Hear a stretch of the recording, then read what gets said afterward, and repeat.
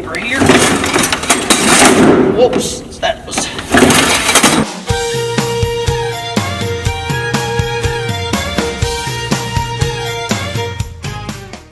Hello, I would like to talk to you about some of the comparisons and the differences between the John Deere 3025E and the Kubota L2501. Both considered 25 horsepower tractors, but both somewhat same, but somewhat majorly different.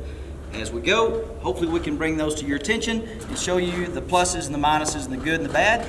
Coming from experience of 40 plus years in the construction industry and also in mechanicking and farm work. So hopefully with that experience we can maybe show you some things to consider and look at when you are making your decision.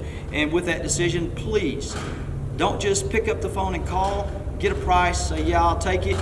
Go drive these tractors, get on them, check them out, see how easy it is to service, to work on, to get on, and to use.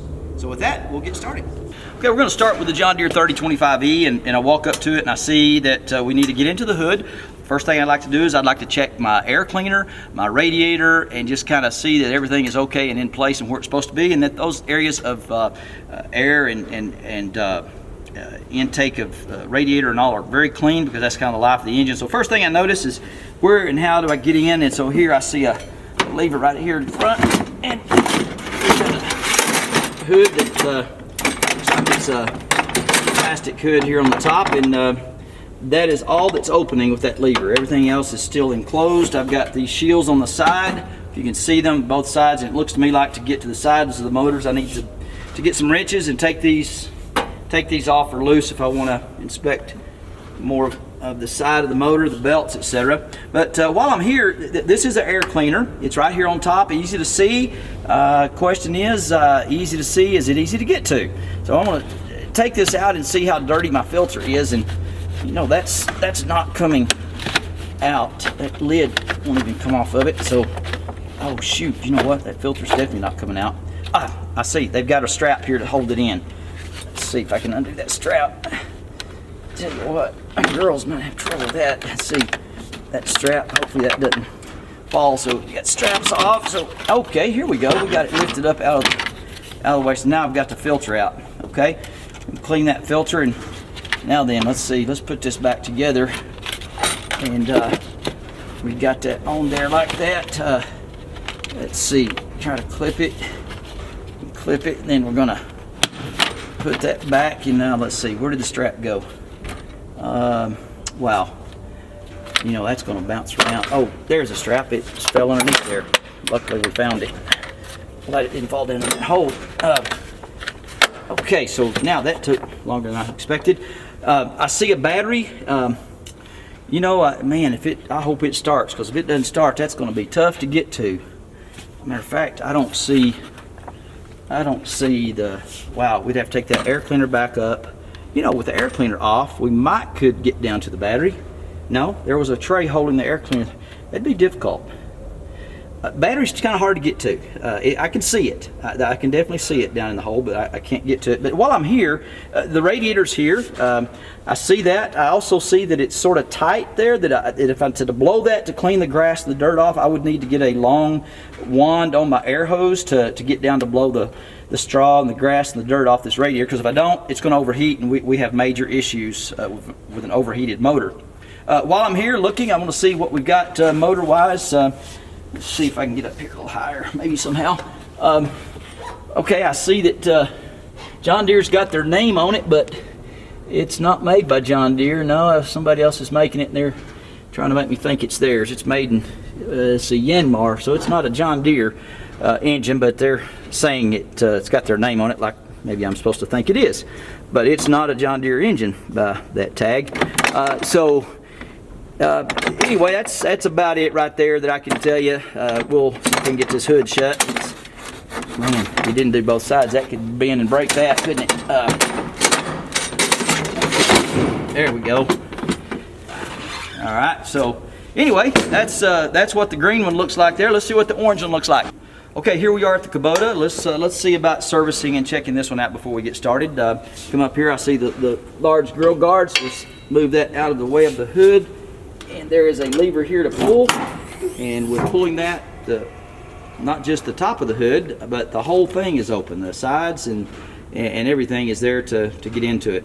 So as we did on the John Deere, let's just look at the air cleaner and see the accessibility to it. I see that it's here open, there's nothing around it. Take the lid right off and air cleaner comes right out. Very easy, very quick. Clean it out, put the air cleaner back in, and let's pop our lid back on. Go, need to get out there. It's getting late, so we can get in the field and get to mowing. Battery, obviously, it's right there, easy. If we need to jump off on a cold morning, that's man, instantly accessible and right in our face and open. The radiators we talked about on the John Deere, needing to blow it out. You'll need to blow every radiator out, no matter what you're doing with mowing, especially. Keep those clean to keep the tractor from overheating. But I see there's a little tab here, and in front of the radiator there's a screen. This screen would catch all the grass and debris coming into the radiator, catch it first, and this can just easily, without any wrenches, be pulled out. Of course, the loader in the air, this could come out completely, knock it on the tire, clean it off, slide it right back in, and I'm ready to go to the field. It's all very easy. I see we've got a 3-cylinder Kubota engine. They make their own engines as they do their whole tractor from front to back, loader included. So it's 100% Kubota built engine and tractor. So that's what I see here. This all looks easy and quick. So all we have to do now is just push the heavy steel hood down, and we're ready to go. Let's take a look at the back of the tractors now. Let's go to the John Deere. Ladies and gentlemen, we're here at the back of the John Deere now, first looking at pretty much the working end of the tractor. And first thing I notice is this tractor doesn't, for some reason, have a drawbar.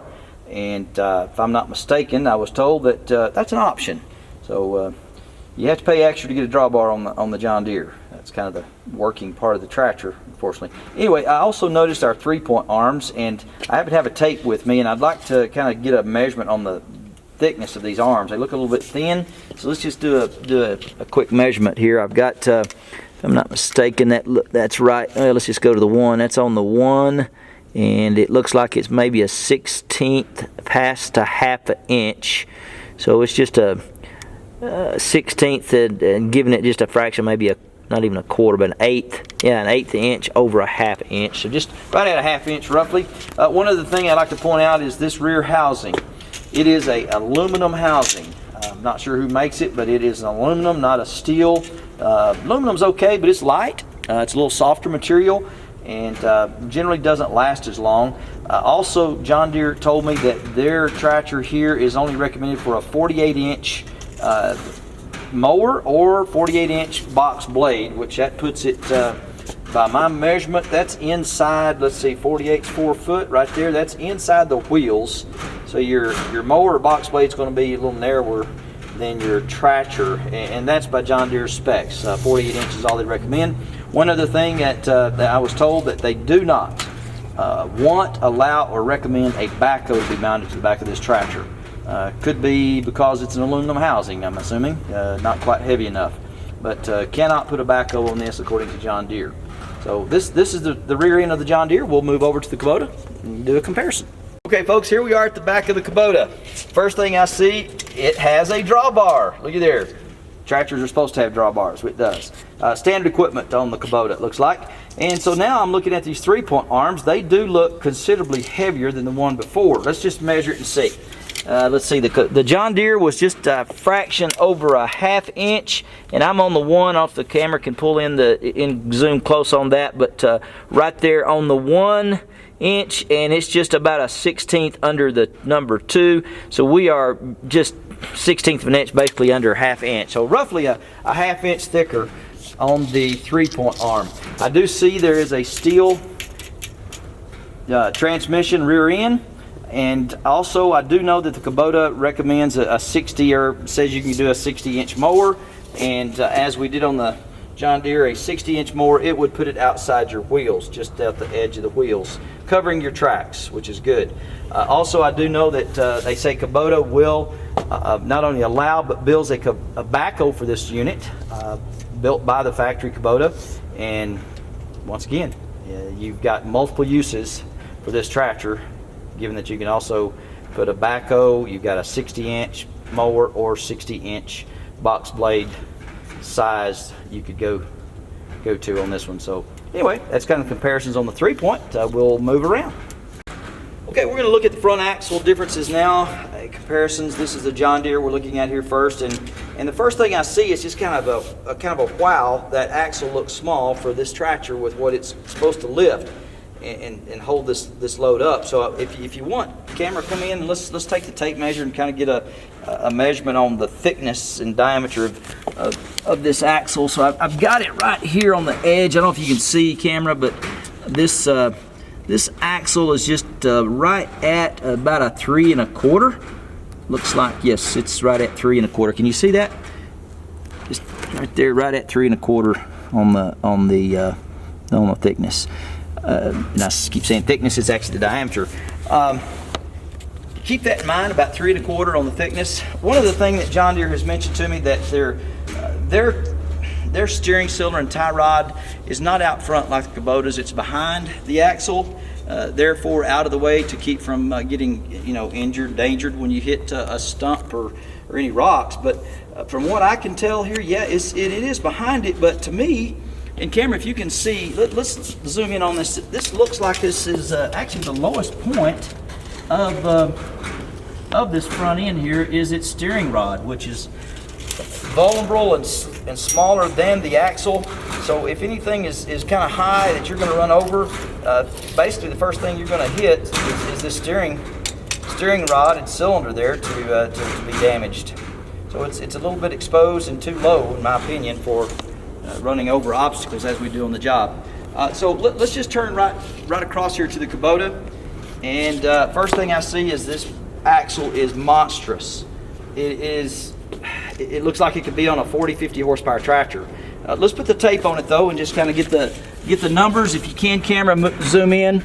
I'm seeing at least 5-inch diameter on this axle, maybe 5 1/8, but it's at least a 5-inch axle. And if you will remember, the John Deere was way back here at about 3 1/4, so it's just not quite 2 inches, but almost 2 inches larger than the Deere. And I also am looking at this Deere saying that the steering rods and everything are out front. It is out front, it is, but let's just kind of look, camera, if you can.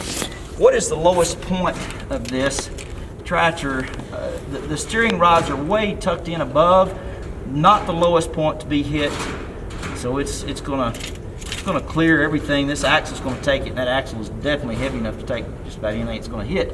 And this is a steel plate here that's covering the front of it, definitely tucked in behind there and covered. So once again, channel comparisons between the two front axles.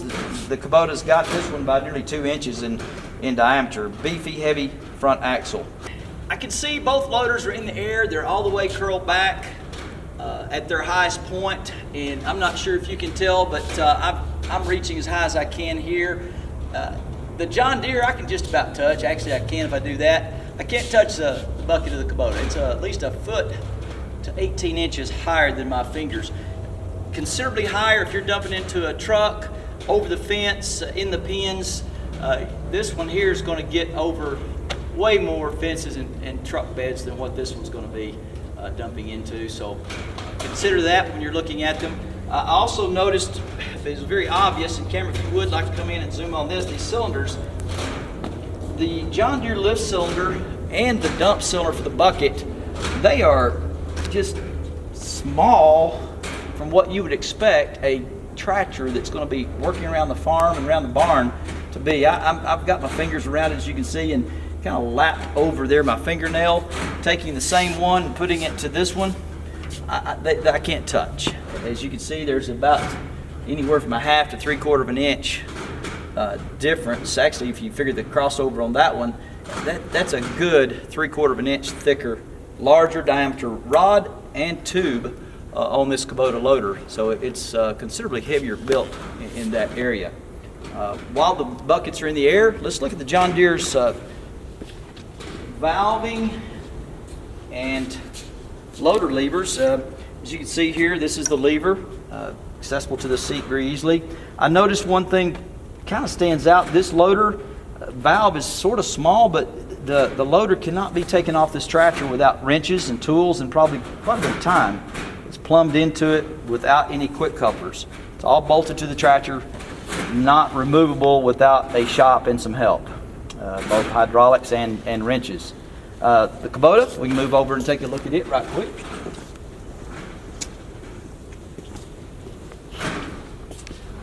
First thing I noticed are our quick couplers for the loader valve. The valve is considerably larger. I'm not sure if it's twice, but it is considerably larger valve than what the John Deere was. You can quick couple these off, remove this pin on both sides.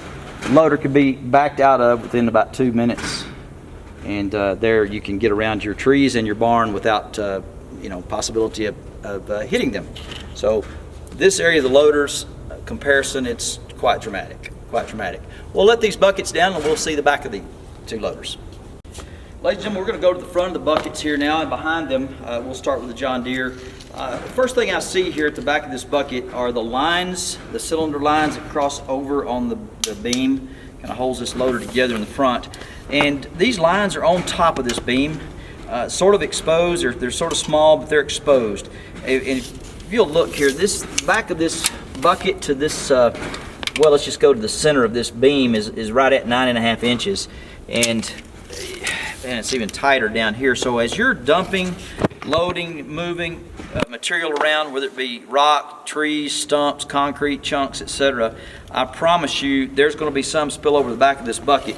And two things are going to happen. One is something's going to get in a bind right here. It's going to get hung up right there on that rod, or worse, it's going to damage these lines. They're very exposed. It could be easily damaged with something falling over that. That's some things I readily see. These lines here are right there. That's going to probably catch the first rock that comes over and break off your hydraulic line potentially. So keep that in mind. Let's see what the Kubota has in the back of its bucket.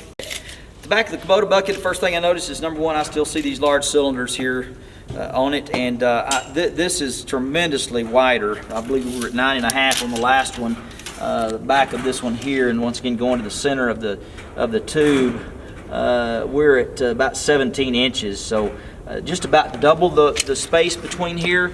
The lines are not on top of this cross beam to be exposed and hit. They're tucked in behind it, and even have a cover over it to protect them. A lot cleaner, more room for material to fall through, to go back to the ground instead of jamming up here behind my bucket. So that looks much cleaner, nicer. This particular one has a pin-on bucket. It is an option on Kubota. Deere only offers their type of quick coupler. This Kubota, they told me you can get a universal skid steer style coupler to hook up to all of your implements and attachments that you currently have. So anyway, you might keep that in mind. But this is nice and open and very clean. While you're facing that way with the camera, I would like for you to note the differences in length of these.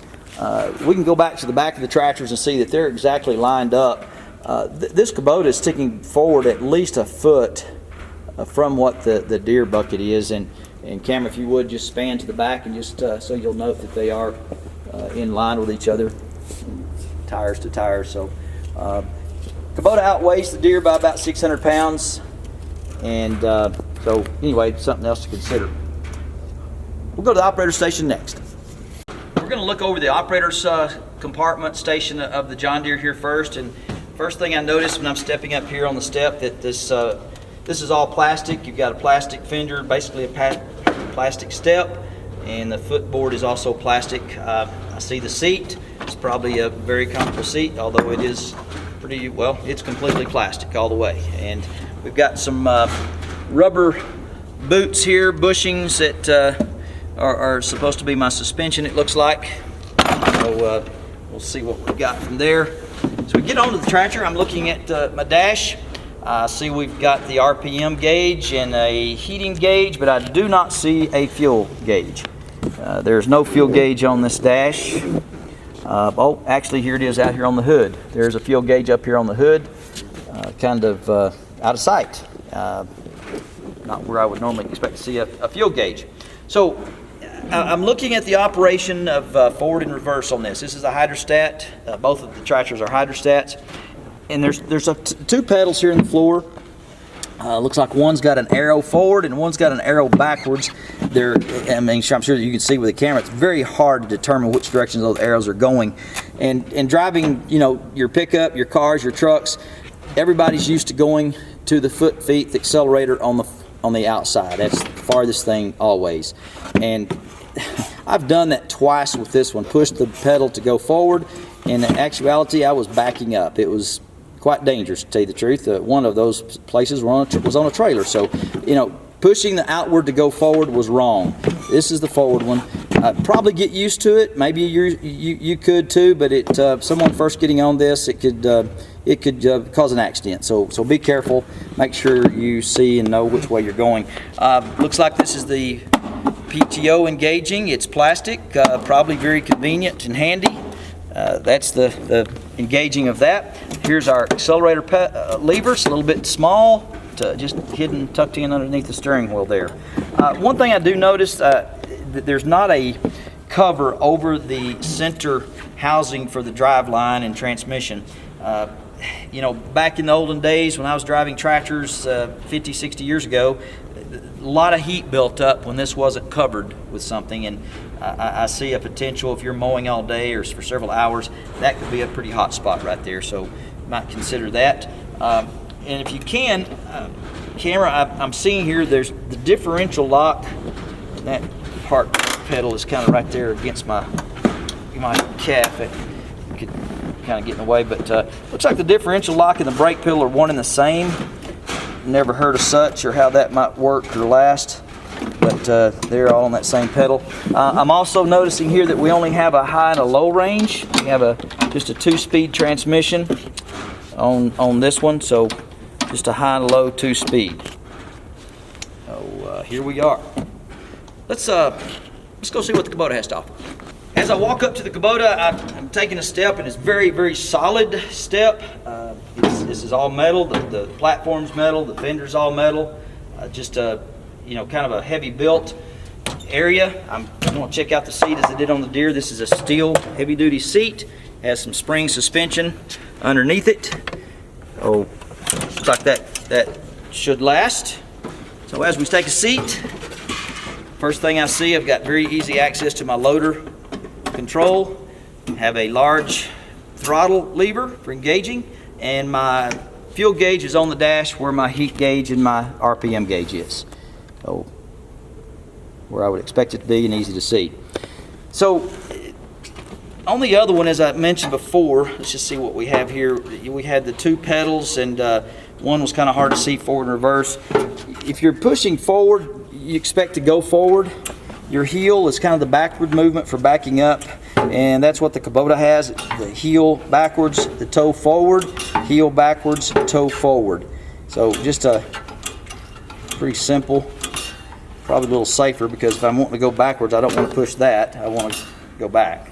So that's plenty of room there for my boots and going forward and backwards. Another thing I'd like to note is over here on my left heel is a differential lock. It's how tractors have always been built, with a pretty heavy duty pedal to push and engage the differential lock. We've got your lever here for engaging your PTO. Here's my retractable seat belt. Goes right back in place. And it's a steel lever. Looks like that's heavy duty. So other thing I'd like to note is maybe camera, you might want to come over to the other side and see, but I'm looking here, the John Deere had a low and a high range. Looks like the Kubota's got 3. It's got a low, medium, and high, so it's a three range hydrostat. Gives you lots more options for gears and picking your ground speed for your mower or your box blade. So it's lots of visibility and comfortable. Let's see if we can't sum this up. Ladies and gentlemen, I appreciate you listening to me today. Please remember some things that we talked about and the differences between these 2 tractors. John Deere, once again, they're saying a 48-inch width on their implement on the rear. The Kubota's a 60. Remember our axle differences. What else? You saw the buckets. You saw the rear end. You saw the ability to put a backhoe on the Kubota. Not recommended on the John Deere. Quite a bit of differences. You might love green paint, and that's what you're going to buy no matter, but I would, no matter which way you are, red, green, orange, purple, when you're ready to buy a tractor, don't just make the call and make the purchase. Go drive them. Go look at them side by side, or if you can't do it side by side, you can see this. But for your own sake, go drive these tractors and test them out and check them out, and that way you know you made the right decision. Thank you.